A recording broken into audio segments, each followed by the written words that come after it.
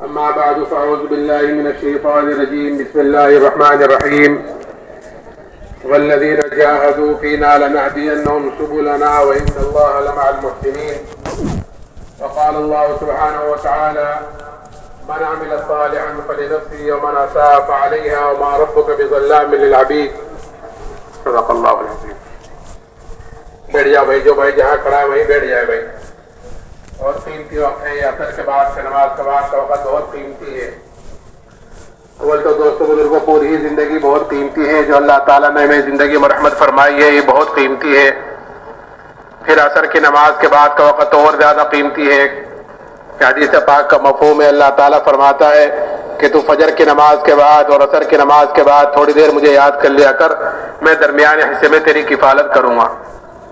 تو زندگی قیمتی، پھر عصر کے بعد کا وقت قیمتی، پھر اللہ کے راستے میں نکل کر اس کی قیمت اور بڑھ جاتی ہے.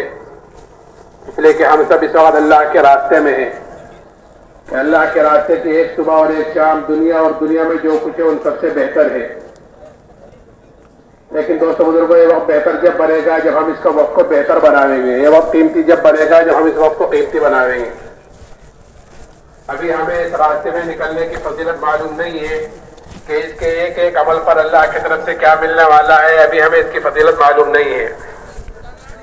آدمی کو جب کسی چیز کی فضیلت معلوم ہو جاتی ہے اور جب کسی چیز کا نقصان معلوم ہو جاتا ہے تو ہر آدمی کی طبیعت ہے کہ وہ نفع کی طرف لپکتی ہے، نقصان سے اپنے آپ کو بچانا چاہتی ہے. یہ ہر آدمی کی طبیعت ہے کہ وہ نفع کی طرف چلتی ہے اور نقصان سے اپنے آپ کو بچانا چاہتی ہے. جب ہمیں یہ پتہ چلے گا کہ اللہ کے راستے میں نکلنے کا وقت کتنا قیمتی ہے تو پھر ہم اپنے وقت کو غفلت میں گزارنے سے بچاویں گے. ایک مرتبہ ایک صحابی جناب رسول اللہ صلی اللہ علیہ وسلم کی خدمت میں حاضر ہوئے اور آ کر عرض کیا: یا رسول اللہ، میرے پاس کچھ پیسے ہیں، اگر میں اس میں سے کچھ، ان پیسوں میں سے کچھ اللہ کے نام پر صدقہ کر دوں تو کیا مجھے اللہ کے راستے میں نکلنے والوں کے برابر اجر و ثواب مل سکتا ہے؟ آپ نے پوچھا کہ تمہارے پاس کتنے پیسے ہیں؟ تو انہوں نے کہا کہ 6,000 درہم اس وقت کے، کہ 6,000. تو آپ نے فرمایا کہ 6,000 اس میں سے کچھ نہیں، اگر سب کچھ 6,000 تم اللہ کے نام پر صدقہ کر دو تب بھی ایک آدمی اللہ کے راستے میں نکل کر سو رہا ہے، اس کو اس کے سونے پر جتنا اجر و ثواب ملے گا تمہیں سارا خرچ کر کر بھی اتنا اجر و ثواب نہیں ملے گا. فضیلت بتلائی، اور یہ اس لیے بتلائی جاتی ہے فضیلت تاکہ ہم اپنے اس وقت کو قیمتی بناویں. نہیں تو دوستوں بزرگوں، وقت تو گزرنے ہی کے لیے ہے، گزر رہا ہے. آگے کس کی کتنی زندگی گزر چکی ہے ہر ایک کو پتا ہے، آگے کس کی کتنی باقی ہے یہ کسی کو کچھ پتا نہیں. اس لیے ہم اپنے وقت کو قیمتی بناویں عملوں کے اندر لگ کر. اعمال ایک ایسی چیز ہے جو انسان کے ساتھ 100% ساتھ رہتے ہیں اور ہر جگہ ساتھ رہتے ہیں. اعمال کہتے ہیں کہ انسان 24 گھنٹے کی جو زندگی گزار رہا ہے اس میں جو انسان کام کر رہا ہے، کھانا ہے، پینا ہے، کمانا ہے، خرچ کرنا ہے، شادی بیاہ ہے، جو بھی کام کر رہا ہے کہ یہ اس کے اعمال کہلاتے ہیں جو اس کے بدن سے نکل رہے ہیں. اور یہی سارے کام، یہی سارے اعمال غیر بھی کرتا ہے. کھانا پینا، کمانا، خرچ کرنا، شادی بیاہ، ساری کام غیر بھی کرتا ہے اور یہی سارے کام مسلمان بھی کرتا ہے. فرق اس میں اتنا ہے ان میں اور ہم میں کہ ہمیں ان سارے کام کرنے کا طریقہ بتلایا گیا ہے. کھانے کا، کمانے کا، خرچ کرنے کا، شادی بیاہ کا، رہن سہن کا، ملاقاتوں کا، سونے کا، جاگنے کا، کہ ہر چیز کا ہمیں طریقہ بتلایا گیا ہے. اور وہ طریقہ کیا ہے کہ لقد کان لکم فی رسول اللہ اسوۃ حسنہ، کہ تمہارے لیے زندگی گزارنے کا بہترین نمونہ کہ وہ تمہارے پیارے نبی کی زندگی ہے.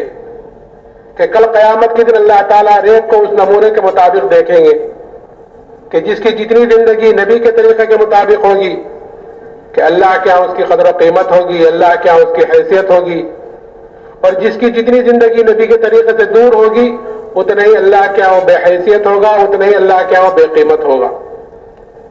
اس لیے میرے محترم بزرگوں، دوستو، دین یہ ایک عمل کے مجموعے کا نام ہے.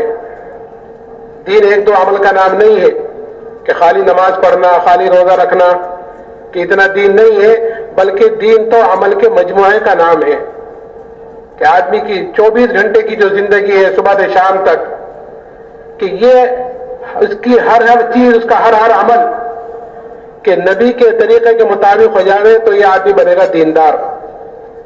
جیسے نماز، کہ نماز ایک نام ہے، نماز تو نماز ایک ذات عمل کا نام نماز نہیں ہے، بلکہ اس میں قیام بھی ہے، قرات بھی ہے، تشہد بھی ہے، جلسہ بھی ہے، رکوع بھی ہے، سجدہ بھی ہے، یہ سارے کام ملیں گے، بنے ہوں گے تو اس کا نام بنے گا نماز۔ اگر ان میں سے کوئی چیز کمی رہ گئی تو اس کی نماز میں کمی ہوگی، سجدے میں کمی ہے، رکوع میں کمی ہے، قرات میں کمی ہے، تشہد میں کمی ہے، تو اس کی نماز میں کمی ہے۔ ایسے ہی میرے محترم بزرگوں دوستو، زندگی کے جس شعبے میں اگر دین نہ ہوا تو اس شعبے کا دین اعتبار دین کے ہمارے اندر کمی ہے۔ اس لیے یہ اجتماعات کا ہونا، یہ چلے 4 مہینے میں نکالنا، یہ خالی ایک رسمی طور پر نہیں ہے کہ 1 سال ہو گیا، نومبر کا مہینہ آ گیا، رائے کا اجتماع ہو گیا، بلکہ یہ اس لیے ہے کہ ہمارے اندر اپنے دین کی کمزوری کا احساس پیدا ہو جاوے، ہمارے اندر اپنی ایمانی کمزوری کا احساس پیدا ہو جاوے، کہ آدمی کے اندر جب کسی چیز کا احساس پیدا ہو جاتا ہے تو پھر آدمی کو کسی کے کہنے سننے کی ضرورت نہیں ہوتی، آدمی خود ہی اس کی فکر میں لگتا ہے۔ جیسے دنیا داری کا احساس آج ہمارے اندر ہے تو کسی کو کچھ کہنے سننے کی ضرورت نہیں ہوتی کہ کل دکان نہیں کھولی تھی تو آج تو کھول لو، کل کام پر نہیں گئے تھے تو آج تو چلے جاؤ۔ نہیں، کسی کو کہنے سننے کی ضرورت نہیں ہوتی، آدمی خود ہی اس کی فکر میں لگتا ہے کہ کل دکان نہیں کھولی تو آج تو کھولنی پڑے گی، 1 ہفتے کی چھٹی چل رہی تھی تو آج تو کام پہ جانا ہی پڑے گا، خود ہی فکر کہ یہ احساس ہے۔ اللہ کرے یہ احساس ہمارا دین کے اعتبار سے ہو جاوے۔ یہ ساری فکر اندر ڈالانے کے لیے یہ اجتماع کا ہونا ہوتا ہے، یہ چلے 4 مہینے میں نکالا جاتا ہے۔ تو میں عرض کر رہا تھا کہ اعمال انسان کے ساتھ 100% ساتھ رہتے ہیں اور ہر جگہ ساتھ رہتے ہیں، اور ان اعمال ہی پر انسان کے بننے اور بگڑنے کا تعلق ہے۔ انسان کے بننے بگڑنے کا تعلق کہ دنیا کی کسی چیز سے نہیں ہے، کسی چیز سے انسان کے بننے بگڑنے کا تعلق نہیں ہے، بلکہ انسان کے بننے بگڑنے کا تعلق کہ وہ انسان کے اعمال سے ہے، کہ عمل سے زندگی بنتی ہے، جنت بھی جہنم بھی، یہ خاکی اپنی فطرت میں نہ نوری ہے نہ ناری ہے، کہ انسان کے بننے بگڑنے کا تعلق دنیا کی کسی چیز سے نہیں ہے، بلکہ انسان کے بننے بگڑنے کا تعلق انسان کے اعمال سے ہے۔ اسی لیے صحابہ اکرام رضی اللہ عنہم اجمعین اپنے عملوں کے طرف سے فکر مند رہتے تھے، اور حضور اقدس صلی اللہ علیہ وسلم نے اپنے صحابہ کو مثالیں دے دے کر سمجھایا ہے تاکہ ہم جہاں ہو، جس حالت میں ہو، کہ سب سے پہلے اپنے عملوں کی طرف سے فکر مند ہو۔ آپ نے ایک مرتبہ پوچھا کہ جانتے ہو تمہاری مثال، تمہارے اعمال کی، مال کی، گھر والوں کی مثال کیا ہے؟ تو پھر آپ نے فرمایا کہ اس کی مثال ایسی ہے جیسے ایک آدمی کے 3 بھائی ہوں اور اس آدمی کے اوپر موت کا وقت آوے اور وہ اپنے 3 بھائیوں میں سے ایک بھائی کو بلا کر یہ پوچھے کہ بھائی تم دیکھ رہے ہو میرے اوپر کیا مصیبت آ رہی ہے، کہ دنیا سے میں جا رہا ہوں، آخرت کا سفر تیار ہے، اس مصیبت کی گھڑی میں تم میری کیا مدد کرو گے؟ وہ کہتا ہے کہ بھائی میں تیرے ساتھ ہوں، جب تک تو دنیا میں موجود ہے تیرے ساتھ رہوں گا، تیری تیمارداری کروں گا، تیری خدمت کروں گا، اور جب تیرا انتقال ہو جائے گا تو تجھے نہلاؤں گا، کفناؤں گا، دفناؤں گا، اور تیرے مرنے کے بعد لوگوں میں تیرا ذکر خیر کروں گا، تیری صفات بیان کروں گا، تیری تعریفیں کروں گا، اور کچھ دنوں کے بعد پھر میں تجھے بھول جاؤں گا۔ آپ نے فرمایا یہ تو اس کا اہل و عیال ہے یہ بھائی۔ پھر دوسرے بھائی کو بلا کر یہی پوچھتا ہے کہ بھائی اس مصیبت کی گھڑی میں تم میری کیا مدد کرو گے؟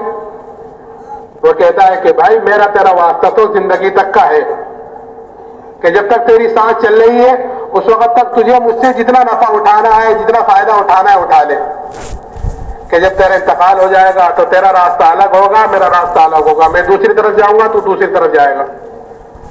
آپ نے فرمایا یہ بھائی اس کا مال ہے۔ آپ دیکھو گے کوئی چیز انسان کے ساتھ نہیں جاتی، انگوٹھی وغیرہ بھی پہن دی ہوتی ہے اور وہ نہیں نکلتی تو اس کو بھی کاٹ کے نکال لیتے ہیں۔ کفن بھی اس لیے پہنا دیا جاتا ہے کہ انسان اشرف المخلوقات ہے، اس کی بے حرمتی نہ ہو جاوے، بے پردگی نہ ہو جاوے، نہیں تو قبر میں جا کر وہ بھی سل گڑ کر ختم ہو جائے گا کہ کل قیامت کے دن ہر آدمی اپنی قبر سے ننگا اٹھے گا. جس طرح دنیا میں ننگا آیا ہے ایسے ہی ہر آدمی اپنی قبر سے ننگا اٹھے گا. آپ نے فرمایا اس کا مال ہے. پھر تیسرے بھائی کو بلا کر یہ پوچھتا ہے کہ بھائی اس مصیبت کی گھڑی میں تم میری کیا مدد کرو گے؟ وہ کہتا ہے کہ میں تو تیرے ساتھ ہوں، جب تک تو دنیا میں موجود ہے تیرے ساتھ رہوں گا. جب تیرا انتقال ہو جائے گا تو قبر میں پہنچے گا اور منکر نکیر تجھ سے سوال کریں گے تو ان کے سوالوں کا جواب میں دوں گا تیرے طرف سے. اور جب کل کو تیرے نام اعمال تلیں گے تو تیرے نام اعمال کے ترازو میں بیٹھ جاؤں گا اور خوب کوشش کروں گا اس کو وزنی کرنے کی، اس کو بھاری کرنے کی، اس کو جھکانے کی، اور میں تیرے ساتھ رہوں گا یہاں تک کہ تجھے جنت میں داخل کرا دوں. وہاں تک تیرے ساتھ رہوں گا. آپ نے فرمایا یہ بھائی اس کے اعمال ہیں. پھر آپ نے پوچھا اب بتلاؤ کون سا بھائی کارآمد ہوا؟ صحابہ نے عرض کیا رسول اللہ پہلے دو بھائی تو بیکاری ثابت ہوئے جو یہی ساتھ چھوڑیں گے، کام آنے والا تو یہی ہے جو آخر تک ساتھ نبھائے گا. تو اس لیے میرے محترم بزرگوں دوستو ہمیں یہ فکر کرنی ہے کہ میرے بدن سے نکلنے والے اعمال کیسے نکل رہے ہیں. اور اعمال کا دار و مدار انسان کے یقین کے ساتھ ہے کہ جیسے اس کے اندر کا یقین ہوگا کہ بدن سے نکلنے والے اعمال اس کے اعتبار سے ہوں گے. اگر اندر یقین بنا ہوا ہوگا تو اس کے اعتبار سے اعمال نکلیں گے، اور اگر خدا نہ خواستہ یقین بگڑا ہوا ہوگا تو پھر بدن سے نکلنے والے اعمال اس کے اعتبار سے ہوں گے. تو اس لیے بنیادی طور پر ہمیں سب سے پہلے اپنے اندر کی محنت کو، اپنے اندر کو بنانا ہے، یعنی اپنے اندر کے یقین کو بنانا ہے. اندر کا یقین یعنی ایمان، کہ ایمان یہ اللہ نے ہمیں سب سے بڑی نعمت مرحمت فرمائی ہے. ایمان کی دولت سب سے بڑی نعمت، اس لیے کہ انعامات تو اللہ تعالیٰ کے بے شمار ہیں.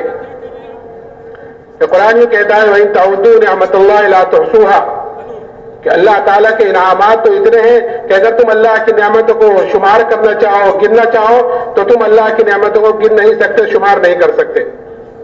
اتنے انعامات اللہ تعالیٰ کے ہمارے اوپر، قدم قدم پر، سانس سانس پر اللہ تعالیٰ کی نعمتیں بارش کی طرح ہمارے اوپر اتر رہی ہیں. اور ایسی ایسی نعمتیں ہیں کہ اللہ کی ایک نعمت بڑی نعمت ہوتی ہے لیکن ہمارا دھیان ادھر نہیں جاتا کہ یہ بھی اللہ کی نعمتوں میں سے کوئی نعمت ہے. اس لیے کہ نعمت کی قدر ہر آدمی کو اس وقت ہوتی ہے جب وہ چیز ہاتھ سے نکل جاتی ہے. جب تک کوئی چیز آدمی کے ہاتھ میں ہوتی ہے اس کی قدر و قیمت کا اندازہ نہیں ہوتا، کہ جب وہ چیز ہاتھ سے نکل جاتی ہے تو پتہ چلتا ہے کہ اللہ نے مجھے کتنی بڑی نعمت مرحمت فرمائی تھی. تو انعامات اللہ تعالیٰ کے بے شمار ہے. اور پھر ان تمام نعمتوں کا کہ جناب رسول اللہ صلی اللہ علیہ وسلم نے استعمال کا طریقہ بتلایا ہے. اس لیے کہ ہر نعمت کا کل قیامت کے دن ہر آدمی سے سوال کیا جائے گا. ایسا نہیں ہے کہ اللہ نے نعمتیں دی ان کو جیسا چاہو، جس طرح چاہو، جہاں چاہو خرچ کر کر آ جاؤ، کہ نہیں، نعمتوں کے بارے میں کل سوال ہوگا. ثم لتسألن یومئذ عن النعیم، کہ کل قیامت کے دن تم سے ضرور بھی ضرور نعمتوں کے بارے میں پوچھا جائے گا. کہ کن نعمتوں کے بارے میں پوچھا جائے گا؟ کہ یہاں تک آیا ہے کہ ٹھنڈا پانی ہمیں ملا ہے تو یہ ٹھنڈا پانی بھی اللہ کی نعمتوں میں سے ایک نعمت ہے، اس کے بارے میں پوچھا جائے گا.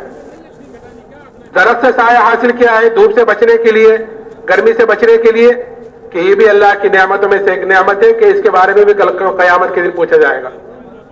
اسی لیے حضور حضرت صلی اللہ علیہ وسلم نے پیدائش سے لے کر موت تک ہر موقع کی دعا بتلائی ہے اور ہر چیز کا طریقہ بتلایا ہے. جیسے میں نے کہا کہ دین ایک دو عمل کا نام نہیں ہے، بلکہ دین تو عمل کے مجموعے کا نام ہے. کہ ہم جس شعبے میں ہوں، کہ ہم کھا رہے ہوں تو طریقہ دیکھیں اس میں کیا ہے، کہ مجھے نبی نے کیا طریقہ بتلایا ہے کھانے کا، کمانے کا کیا طریقہ بتلایا ہے، خرچ کرنے کا کیا طریقہ بتلایا ہے، شادی بیاہ کا کیا طریقہ بتلایا ہے، رہن سہن کا کیا طریقہ بتلایا ہے. حضور حضرت صلی اللہ علیہ وسلم نے پیدائش سے لے کر موت تک ہر موقع کی دعا بتلائی ہے. اگر اس طریقے کے مطابق زندگی گزر رہی ہے تو اللہ کیا اس زندگی کی قیمت ہے، اور اگر خدا نہ خواستہ اس طریقے پر نہیں گزر رہی ہے تو اللہ کیا یہ زندگی دوست بزرگوں بے قیمت ہے. ایک مرتبہ سخت گرمی میں دوپہر کا وقت حضرت ابو بکر صدیق رضی اللہ تعالیٰ عنہ مسجد میں تشریف لائے. تھوڑی دیر میں حضرت عمر رضی اللہ تعالیٰ عنہ آئے. تو حضرت عمر نے حضرت ابو بکر سے پوچھا، ابو بکر گرمی ہے، دوپہر کا وقت ہے، تم یہاں پر؟ کہ عمر بھوک کی سختی مجھے باہر لے کر آئی ہے، بھوک کی شدت باہر لے کر آئی ہے. کہ عمر تم کس لیے آیا ہو؟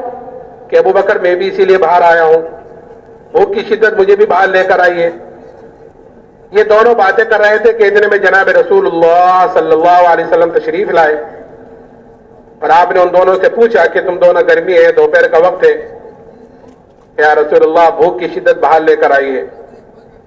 آپ نے فرمایا کہ قسم اس ذات عالی کی جس کے قبضے میری جان ہے, میں بھی اسی لیے باہر آیا ہوں بھوک کی وجہ سے.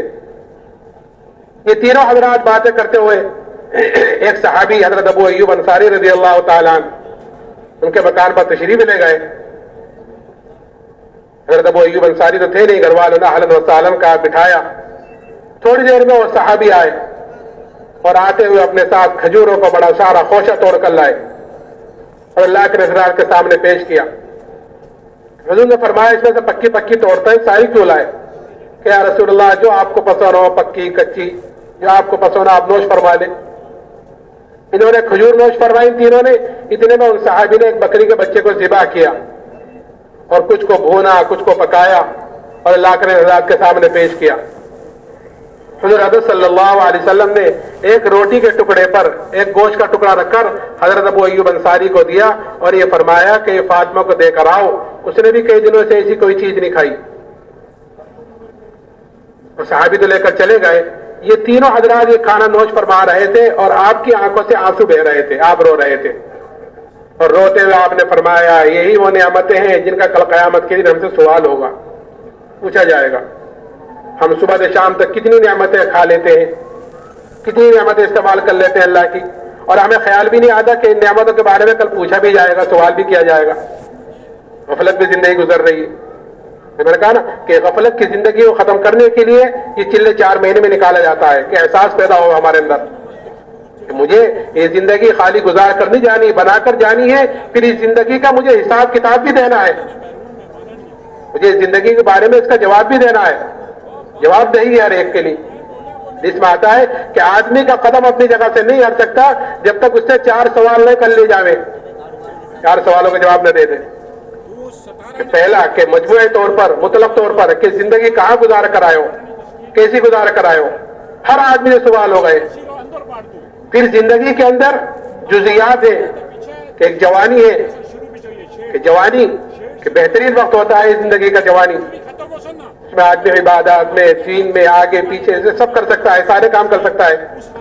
کہ جوانی کہاں گزار کر آئے ہو, کتنی اللہ کی عبادت میں, اس کے دین کو پھیلانے میں, اور کتنی اپنی اسی لیے وہ 7 آدمی جو کل عرش کے سائے کے نیچے ہوں گے ان میں ایک وہ جوان بھی ہوگا جو جوانی میں اللہ کی عبادت کرتا ہوگا. کیوں؟ اس لیے کہ جوانی میں اعضاء بھی قوی ہوتے ہیں, آدمی کے اندر خواہشوں کا بھی زور ہوتا ہے کہ ایسا آدمی اپنی خواہش کو قربان کر کر اپنی جوانی اللہ کی عبادت میں لگاتا ہے تو پھر ایسی جوانی کی عبادت اللہ کیا مقبول ہے.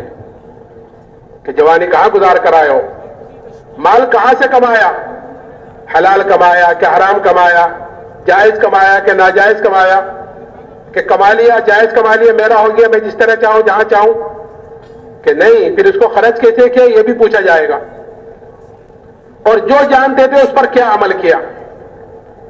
کہ یہ سوال, یہ 4 سوال ہر آدمی سے کہ ایسی عدالت میں ہوں گے کہ وہاں نہ تو کوئی جھوٹ کام آئے گا, نہ کوئی وکیل کام آئے گا. ہر آدمی کا اپنا اپنا کرنا, اپنا اپنا بھرنا.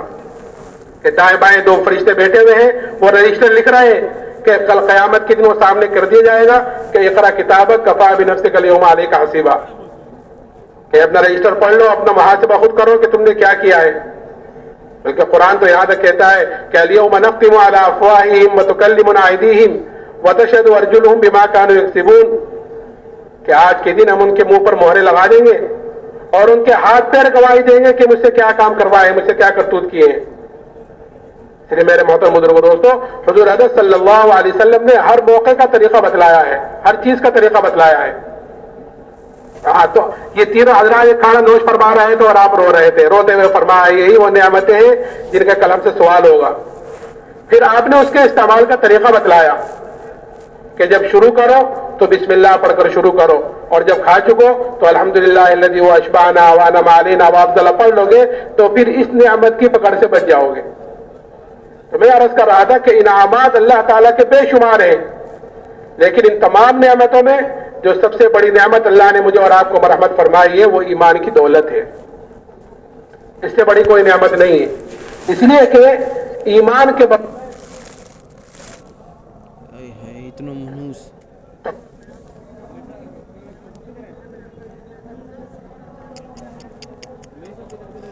میرا بدبخت ہوں تمہارے اتنا کافی ہے بس.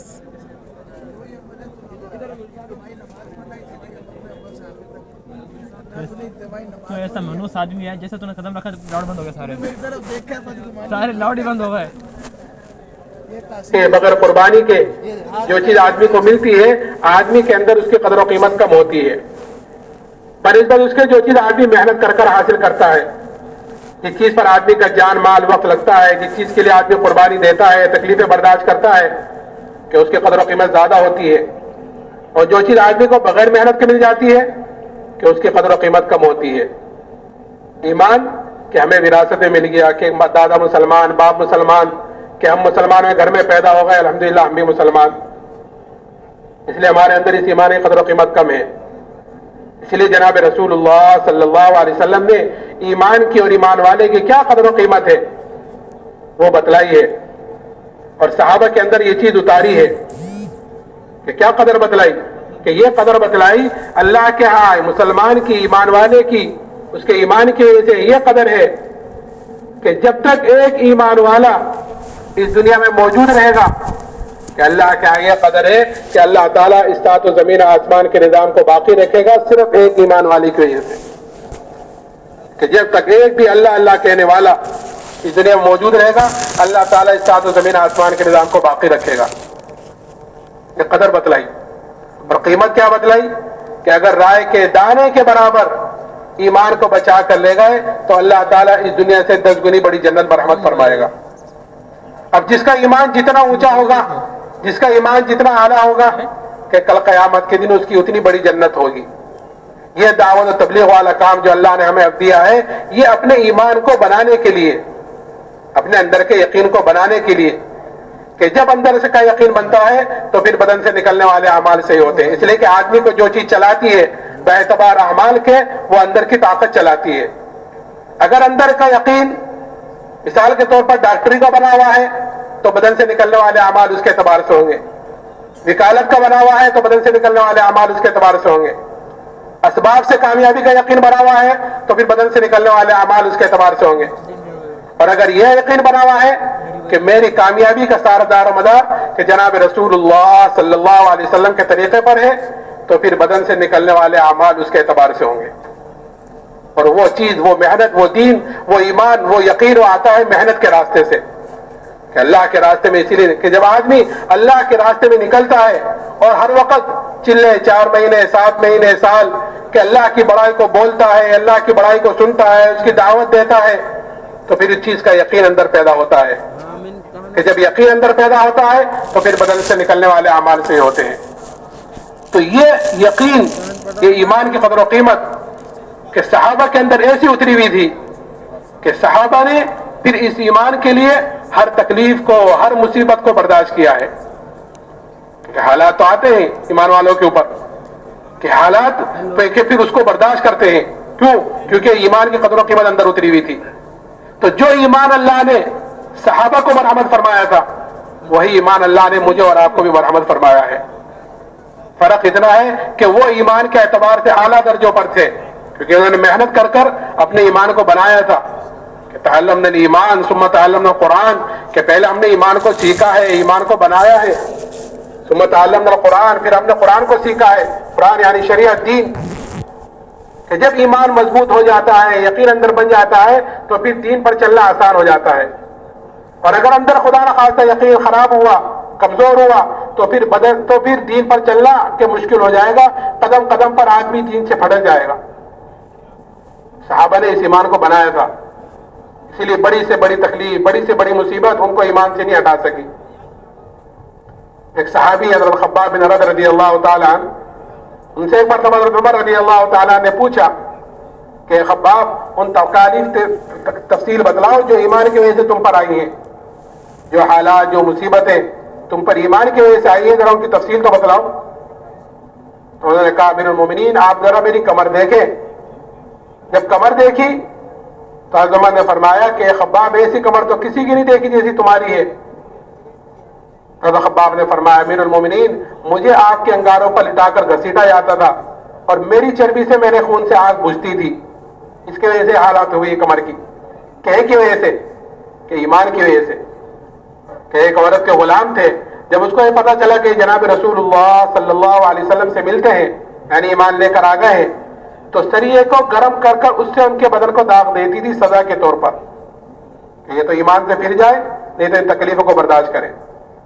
لیکن ان تکلیفوں کو برداشت کرتے رہے, لیکن ایمان کو ہاتھ سے نہیں جانے دیا, ایمان سے نہیں پھرے. اور پھر اتنا ہی نہیں, جب فتوحات کا دروازہ کھلا اللہ کی طرف سے, اس لیے کہ مومن کی علامت بتلائی گئی ہے کہ مومن جو کام کرتا ہے, جو بھی عمل کرتا ہے, نماز پڑھی ہے, روزہ رکھا ہے, زکوٰۃ ہے, حج ہے, جو بھی اعمال کیے ہیں, جو بھی قربانی ہے, جیسے آپ کل بارش ہو گئی, آپ حضرات نے کیسے قربانی دی, یہاں پر آئے, یہاں سے پھر واپس گئے اور پھر واپس دوبارہ آئے, یہ قربانی ہے, ایک مجاہدہ ہے. اللہ تعالیٰ اس کو قبول فرماوے اور قبول فرما کر ہمارے لیے اور پوری امت کے لیے ہدایت کا ذریعہ فرماوے. تو میں عرض کر رہا تھا کہ قربانی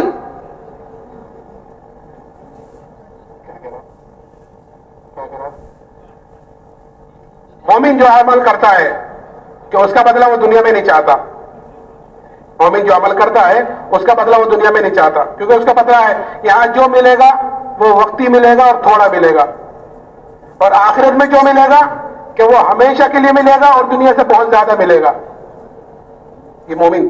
اور دوسرا کہ مومن کی علامت بتلائی گئی ہے کہ جو مومن جو کام کرتا ہے کہ وہ اپنے اللہ کو راضی کرنے کے لیے کرتا ہے. کوئی دیکھ رہا ہے, نہیں دیکھ رہا ہے, کوئی خوش ہے, نہ خوش ہے, کہ اس کی پرواہ نہیں ہے کہ میرا اللہ مجھ سے راضی ہو جائے, کہ وہ ہر حالت میں یہ دیکھے گا کہ اس میں اللہ کا حکم کیا ہے, نبی کا طریقہ کیا ہے. پھر چاہے کوئی خوش ہے, چاہے کوئی ناراض ہے, کہ اس کی پرواہ نہیں. اسی لیے حضرت صلی اللہ علیہ وسلم نے حضرت ابو ذر رضی اللہ تعالیٰ عنہ سے فرمایا تھا کہ اے ابو ذر, اللہ کے معاملے میں کسی ملامت کرنے والے کی ملامت کی پرواہ نہ کرنا. اللہ کا حکم آیا ہے کہ اس میں کسی ملامت کرنے والے کی ملامت کی پرواہ نہ کرنا. یہ دیکھنا کہ اللہ کا حکم کیا ہے, نبی کا طریقہ کیا ہے. ایک مرتبہ حضرت جی مولانا انعام الحسن صاحب رحمۃ اللہ علیہ انگلینڈ کے سفر پہ تھے, تو وہاں ایئرپورٹ پر جماعت سے نماز پڑھنے لگے. لوگوں نے کہا کہ حضرت یہاں آپ جماعت سے نماز نہ پڑھیں, یہاں کے لوگ ذرا اس کو اچھے نہیں سمجھتے, یہاں کے لوگ کیا کہیں گے, جماعت سے نہ پڑھیں. حضرت نے فرمایا کہ اگر پڑھیں گے تو لوگ کیا کہیں گے, اور اگر نہیں پڑھی تو اللہ کیا کہے گا. آپ ہی تو جواب دینا ہے. اگر پڑھیں گے تو لوگ کیا کہیں گے اس کی تو فکر ہے, اور اگر نہیں پڑھی جماعت سے تو اللہ کیا کہے گا, اللہ کا پوچھے گا. کہ اللہ کے معاملے میں کسی ملامت کرنے والے کی ملامت کی پرواہ نہ کرنا. اسی لیے صحابہ کے اندر یہ چیز اتری ہوئی تھی کہ جب فتوحات کا دروازہ کھلا تو صحابہ کرام رضی اللہ عنہ اجمعین اس پر رویا کرتے تھے کہ کہیں ہماری تکلیفوں کا, ہماری مشقتوں کا بدلہ کہیں ہمیں دنیا ہی میں تو نہیں مل رہا ہے. ہم نے تو آخرت کے لیے کیا تھا, آخرت میں بدلہ پانے کے لیے کیا تھا. اس پر رویا کرتے تھے. اس لیے میرے محترم بزرگوں دوستوں, جو ایمان اللہ نے صحابہ کو مرحمت فرمایا تھا وہ ایمان اللہ نے مجھے اور آپ کو بھی مرحمت فرمایا ہے. ہم اپنی محنت کے ذریعے سے اپنے اندر کے یقین کو بدلیں, اپنے اندر کے یقین کو بناویں. یہ اصل مقصد ہے اس اجتماعات کا, یہ اصل مقصد ہے اللہ کے راستے میں نکلنے کا, کہ میرے اندر کا یقین بدلے. جب اندر کا یقین بدل جائے گا, یعنی ایمان مضبوط ہو جائے گا, پھر دنیا کی کوئی طاقت ہمیں دین سے نہیں ہٹا سکتی. صحابہ کرام رضی اللہ عنہ کہ کیسی سے کیسی تکلیف آئی کہ اس کو برداشت کیا ہے, اور کیسی سے کیسی چیز آئی ہے ایمان کے مقابلے میں کہ اس کو قربان کیا ہے. ایمان کے مقابلے میں چیز بھی آتی ہے. ایک مرتبہ ایک صحابی ہے حضرت عبداللہ ابن حذافہ رضی اللہ تعالیٰ عنہ, ان کو روم کی فوج نے قید کیا اور قید کر کر ان کو بادشاہ کے سامنے لائے. بادشاہ نے ان کے اوپر نصرانیت کو پیش کیا کہ تم نصرانی ہو جاؤ تو میں آدھی بادشاہ تم کو دینے کو تیار ہوں. ابھی یہ صحابی انہوں نے سوچا ہوگا کہ یہ بادشاہ مجھے آدھی سلطنت دینے کو تیار ہے کامل ایمان چھوڑنے پر, اور مجھ سے میرے نبی نے کیا کہا کہ اگر رائے کے دانے کے برابر بھی ایمان کو بچا کر لے گئے تو اللہ تعالیٰ اس دنیا سے 10 گنی بڑی جنت مرحمت فرمائے گا. کہیں دور دور تک بھی مقابلہ نہیں. تو اسی وقت فوراً جواب دیا, آدھی بادشاہت نہیں, اگر پوری بادشاہت دے, اور پوری بھی نہیں, عرب کی جتنی بادشاہت ہیں سب کی سب دے, تب بھی میں پلک جھپکنے کے برابر ایمان کو چھوڑنے کو تیار نہیں ہوں. پھر اتنا ہی نہیں کہ اچھا نہیں مانتے تو جاؤ گھر چلے جاؤ، چھوڑ دیا کہ نہیں. دوسری چیز اس لیے کہ آدمی کو جو صحیح راستے سے ہٹایا جاتا ہے یا کوئی غلط کام کرایا جاتا ہے وہ دو راستوں سے کرایا جاتا ہے. ایک تو لالچ دے کر کرایا جاتا ہے کہ لالچ دے کر غلط کام کرایا جاتا ہے، یہ صحیح راستے سے ہٹایا جاتا ہے. دوسرے لالچ سے نہیں مانتے تو دھمکی دی جاتی ہے اس سے صحیح کام سے ہٹانے کے لیے یا غلط کام کروانے کے لیے تو دھمکی دی جاتی ہے. تو لالچ کو تو یہ جواب دیا. پھر دوسری چیز کہ دھمکی تو کیا، اصل تو دوستو بزرگوں اللہ کی طرف سے حالات آتے ہیں ایمان والوں کے اوپر، اور یہ دیکھنے کے لیے آتے ہیں کہ یہ اپنے ایمان میں کتنا مضبوط ہے. آزمائش آتی ہے. قرآن کے الف لام میم حسب الناس ان یترکوا ان یقولوا آمنا وهم لا یفتنون، کہ کیا تم یہ گمان کرتے ہو کہ تم یہ کہہ دو کہ ہم تو ایمان والے ہیں تو تم آزمائی نہیں جاؤ گے؟ نہیں، آزمائش ہوتی ہے. تو جو ایمان والے ہوتے ہیں وہ ان حالات کا، ان آزمائشوں کا مقابلہ آزمائش سے اور حالات سے نہیں کرتے، بلکہ وہ حالات کا مقابلہ اعمال سے، توبہ استغفار سے کرتے ہیں، اور حالات کے مقابلے پر حکم پر جمتے ہیں. جب حالات کے مقابلے پر حکم پر جمتے ہیں تو پھر اللہ کی طرف سے نصرتیں، مددیں آتی ہیں، بشرطے کہ آدمی جمے. اور یہ حالات یہ جمانے کے لیے آتے ہیں، یہ کرنے کے لیے آتے ہیں، اور یہ بھی اللہ کی نعمتوں میں سے ایک نعمت ہے اگر ہم غور کریں. قرآن کہتا ہے وَلَنُذِيقَنَّهُمْ مِنَ الْعَذَابِ الْأَدْنَىٰ دُونَ الْعَذَابِ الْأَكْبَرِ لَعَلَّهُمْ يَرْجِعُونَ، کہ ہم چھوٹی چھوٹی مصیبتیں، چھوٹے چھوٹے عذاب لاتے ہیں بڑے عذاب سے پہلے. کیوں؟ تاکہ ہمارے طرف رجوع کرنے والے بنے. تو ایمان والا حالات کا مقابلہ حالات سے نہیں کرتا، بلکہ حالات کا مقابلہ اعمال سے اور توبہ استغفار سے کرتا ہے. ایک مرتبہ حضرت عمر رضی اللہ تعالیٰ عنہ کے زمانے میں قحط سالی ہوئی، قحط پڑا، اور ایسا زبردست قحط پڑا کہ جانور تک ہلاک ہونے شروع ہو گئے. حضرت عمر رضی اللہ تعالیٰ عنہ نے شام سے اور مصر سے غلے منگائے، غلے آئے، آ کر ختم ہو گئے، لیکن قحط سالی ختم نہیں ہوئی. قحط پڑا. ایک صحابی نے بکری ذبح کی، اس بکری کے اندر سے نہ خون نکلا نہ گوشت نکلا، خالی ہڈی ہڈی نکلی، اتنا قحط ہوا. وہ صحابی روتے ہوئے سو گئے. خواب میں زیارت کی جناب رسول اللہ صلی اللہ علیہ وسلم کی. آپ نے فرمایا کہ عمر سے میرا سلام کہنا اور یہ کہنا کہ تو بڑا عقل مند تھا. ایمان کی فراغت عطا فرمائی تھی کہ تو بڑا عقل مند تھا، تجھے کیا ہوا؟ یہ صحابی اٹھے، اٹھ کر حضرت عمر کی خدمت میں گئے اور جا کر اپنے پورے خواب کا تذکرہ کیا. حضرت عمر رضی اللہ تعالیٰ عنہ نے فوراً مشورے والوں کو جمع کیا. مشورے میں خیر ہوتی ہے کہ آدمی کا جو بھی معاملہ ہو، جو بھی کام ہو، دین کا ہو یا دنیا کا ہو، جو آدمی مشورہ کر لیتا ہے کہ وہ نادم اور شرمندہ نہیں ہوتا. اللہ تعالیٰ اس کی صحیح رہبری کرتے ہیں، بشرطے کہ مشورہ بھی اہل خیر سے کیا جاوے، صحیح لوگوں سے کیا جاوے کہ ہاں یہ میرے لیے خیر خواہ ہے، صحیح مشورہ دے گا. حضرت عمر نے فوراً مشورے والوں کو جمع کیا اور مشورے میں بات رکھی کہ ایک صحابی نے ایسے خواب دیکھا ہے. تو مشورے میں بات آئی کہ امیر المومنین جہاں سے بارش رکی ہے، جہاں سے قحط سالی آئی ہے، ہم اسی کی طرف رجوع کیوں نہیں کرتے؟ ہم غلے منگا رہے ہیں شام سے اور مصر سے، ادھر ادھر سے، اور قحط سالی تو اللہ کی طرف سے آئی ہوئی ہے، تو ہم اسی کی طرف رجوع کیوں نہیں کرتے؟ فرمایا کہ ہاں یہ چوک ہو رہی ہے. فوراً مدینے سے باہر گئے اور ابھی توبہ استغفاری کر رہے تھے کہ اسی وقت بارش شروع ہو گئی. کہ جب تک حالات کا مقابلہ حالات سے کر رہے تھے کہ حالات بجائے ختم ہونے کے اور بڑھ رہے تھے.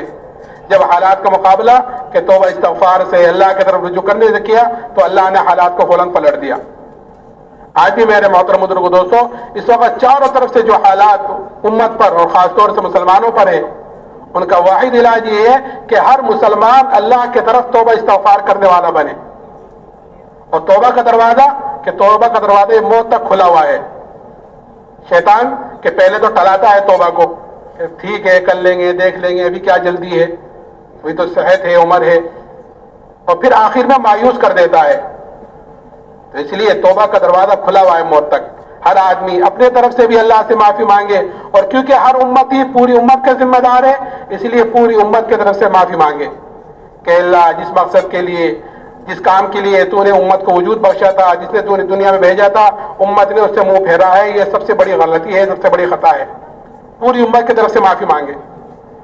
تو وہ صحابی کہ دوسری چیز، دوسرے حالات آئے کہ بادشاہ نے ایک دیگ منگائی، اس دیگ کے اندر پانی کھولایا، جب پانی خوب اچھی طرح گرم ہو گیا تو بادشاہ نے قیدیوں کو بلا کر ان کے سامنے اس میں ڈلوایا اور یہ کہا کہ یہ تو تم ایمان سے پھر جاؤ، نہیں تو تمہیں بھی اس میں ڈالا جائے گا۔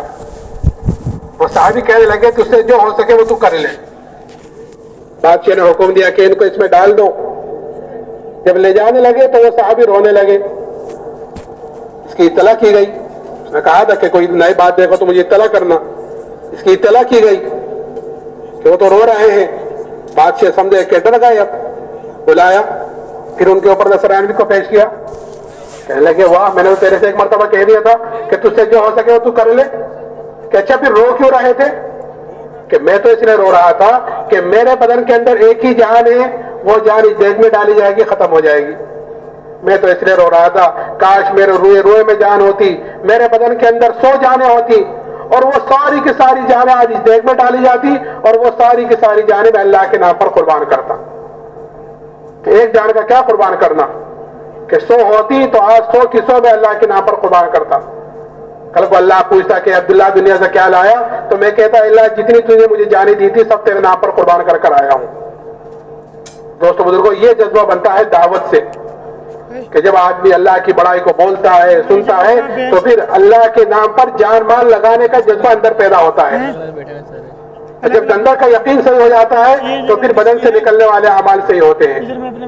صحابہ کرام رضی اللہ عنہ اجمعین نے کہ سب سے پہلے اپنے ایمان کو بنایا اور پھر بدن سے نکلنے والے عملوں کی طرف سے فکر مند ہوئے، کیونکہ آدمی کے اندر جب کسی چیز کا احساس پیدا ہو جاتا ہے اور فکر پیدا ہو جاتی ہے تو پھر آدمی اس کی فکر میں ہر وقت لگا رہتا ہے۔ جیسے ایمان اور اعمال صالحہ یہ انسان کی نجات کے لیے ہے کہ ایمان کے بغیر تو کوئی عمل قابل قبول ہے ہی نہیں۔ ایمان ہے اور اعمال صالحہ نہیں ہے تو کل قیامت کے دن اس کی سزا بھگتنی پڑے گی۔ اس لیے صحابہ کرام رضی اللہ عنہ اجمعین اپنے ایمان کے ساتھ ساتھ اپنے عملوں کی طرف سے بھی فکر مند رہتے تھے، اور جس طرح ایمان کے لیے قربانیاں دی ہیں اس طرح عملوں کی طرف سے بھی قربانیاں دی ہیں۔ جس چیز کی وجہ سے عمل میں پیچھے رہ جاتے تھے کہ وہ صحابہ وہ چیز اپنے پاس نہیں رہنے دیتے تھے۔ ایک صحابی حضرت ابو طلحہ رضی اللہ تعالیٰ عنہ ایک مرتبہ اپنے باغ میں نماز پڑھ رہے تھے، گنجان باغ تھا بھرا ہوا، اس میں نماز پڑھ رہے تھے۔ ایک پرندہ کہیں سے اندر گھس گیا اور اس کو باہر نکلنے کا راستہ نہیں ملا۔ یہ نماز پڑھ رہے تھے، نماز پڑھتے پڑھتے اچانک اس پرندے پر نگاہ پڑ گئی۔ جب نگاہ پڑی تو اس پرندے کے ساتھ نگاہ گھومنے لگی، جدھر کو پرندہ جاوے ادھر کو نگاہ بھی چلی جاوے۔ تھوڑی دیر میں خیال آیا کہ میں تو نماز پڑھ رہا تھا۔ جب یہ خیال آیا کہ نماز کا، تو یہ بھول گئے یہ کتنی رکعتیں ہوئی، 2 ہوئی کہ 3 ہوئی، یہ بھول گئے۔ سلام پھیرا، سلام پھیر کر فوراً جناب رسول اللہ صلی اللہ علیہ وسلم خدمت میں حاضر ہوئے اور جا کر عرض کیا، یا رسول اللہ یہ پورا کا پورا باغ اللہ کے نام پر صدقہ ہے۔ کیوں؟ کیونکہ یہ باغ ذریعہ بنا ہے میرے عمل کی خرابی کا۔ نہ یہ باغ ہوتا، نہ میں اس میں نماز پڑھتا، نہ پرندہ اس میں آتا، اور نہ میری نماز جیسے ہم عبادت خراب ہوتی۔ اور آج ہمارا کیا حال ہے کہ آج مسلمان سب سے زیادہ غفلت میں پڑا ہوا ہے نماز کی طرف سے۔ کیوں؟ کیونکہ نماز سے کامیابی کا یقین اس کے اندر نہیں ہے، اس لیے نماز کی طرف سے غفلت میں ہے۔ حالانکہ حدیث میں آتا ہے کہ اس مسلمان کا کہ اسلام میں کوئی حصہ نہیں ہے جو مسلمان نماز نہ پڑھے۔ حضرت عمر رضی اللہ تعالیٰ عنہ کے خنجر مارا گیا اور آپ زخمی ہوئے، اور زخم اتنا گہرا کہ آپ کو دودھ پلایا گیا تو وہ زخم کے راستے سے باہر آ گیا۔ ہوش میں لانے کی ساری کوشش کی جا رہی، آپ ہوش میں نہیں آئے تو ایک صحابی نے کہا امیر المومنین کو نماز کے ذریعے سے ہوش میں لاؤ۔ کان میں کہا امیر المومنین الصلاۃ والصلاۃ، آپ نے اس وقت آنکھ کھولی اور یہ جملہ فرمایا کہ ہاں نماز کے اسلام میں کوئی حصہ نہیں اس مسلمان کا جو مسلمان نماز نہ پڑھے۔ مسلمان نے نماز کیوں ختم کی ہوئی ہے؟ کیونکہ اس کے اندر کے یقینی کمزوری ہے کہ نماز سے کامیابی کا یقینی نہیں ہے۔ اس لیے میرے محترم بزرگوں دوستوں، ہمیں دعوت کے ذریعے سے اپنے اندر کے یقین کو بدلنا ہے، اور دوسرے ذکر، کیونکہ یقین اور غفلت بھی کوٹ کوٹ کر ہمارے اندر بھری ہوئی ہے، اس لیے ہمیں ذکر کے ذریعے سے اپنے اندر کی غفلت کو ختم کرنا ہے کہ ایک تسبیح ہمارے بڑے تیسرے کلمے کی، ایک درود شریف کی، ایک استغفار کی، یہ 3 تسبیح صبح کو، 3 تسبیح شام کو، دھیان سے جی لگا کر کہ جتنا اللہ کے جی لگا کر اللہ کے سامنے کھڑے ہو کر بیٹھ کر کہ جتنا اللہ کا ذکر کریں گے اتنی اندر کی غفلت ختم ہوگی، اور جتنی اندر کی غفلت ختم ہوگی اتنے ہی بدن سے نکلنے والے اعمال ہمارے صحیح ہوں گے۔ غفلت ختم ہوگی تو اللہ کا دھیان آئے گا، اللہ کا دھیان آئے گا تو پھر آدمی جہاں بھی ہوگا جس ماحول میں بھی ہوگا اللہ کے دھیان کے ساتھ ہوگا تو وہ آدمی اپنے گناہوں سے بھی بچے گا اور عمل کرنے میں خشوع خضوع اس کے اندر پیدا ہوگا۔ آج خشوع خضوع سے ہمارے اعمال خالی ہیں، کیوں؟ کیونکہ غفلت ہے۔ غفلت کیوں ہے؟ کیونکہ غیر اللہ کو بول رہے ہیں، غیر اللہ کو سن رہے ہیں، اسی کو دیکھ رہے ہیں، اسی کی دعوت دے رہے ہیں، اس لیے اللہ کے سامنے کھڑے ہو کر بھی غیر اللہ کا ہمارے اندر خیال ہے۔ اس لیے ایک تسبیح تیسرے کلمے کی، ایک درود شریف کی، ایک استغفار کی، باوضو ہو کر قبلے کی طرف منہ کر کر ایک ایک لفظ پر معنی پر غور کرتے ہوئے، اس لیے کہ اللہ کا ذکر اگر غفلت سے بھی لیں گے تو بھی نفع سے تو خالی ہے ہی نہیں، ثواب تو اس پر مل ہی جائے گا، لیکن غفلت اپنی جگہ باقی رہے گی، اور اصل ہے غفلت کا ختم کرنا۔ تو غفلت ختم ہوگی کہ اللہ کے دھیان کے ساتھ ذکر کرنے سے، تو کریں گے انشاءاللہ۔ اب تھوڑا سا وقت باقی ہے، جیسے میں نے شروع میں کہا تھا عصر کے بعد کا وقت بہت قیمتی ہے، اللہ کو یاد کرنے کا ہے، اس لیے جن بھائیوں کی جیب میں 3 تسبیح ہیں وہ اپنی 3 تسبیح پوری کر لیں، اور جن بھائیوں کو ضرورت ہو وہ اپنی ضرورت سے فارغ ہو کر اذان سے پہلے اجتماع گاہ میں آ جائیں۔ انشاءاللہ مغرب کے بعد بیان ہوگا اور اجتماع کا آخری بیان بھی ہوگا، اس کے بیان کے بعد جو تقاضے آپ کے سامنے رکھے جائیں اس پر لبیک کہیں۔ اللہ تعالیٰ کہنے سننے زیادہ عمل کی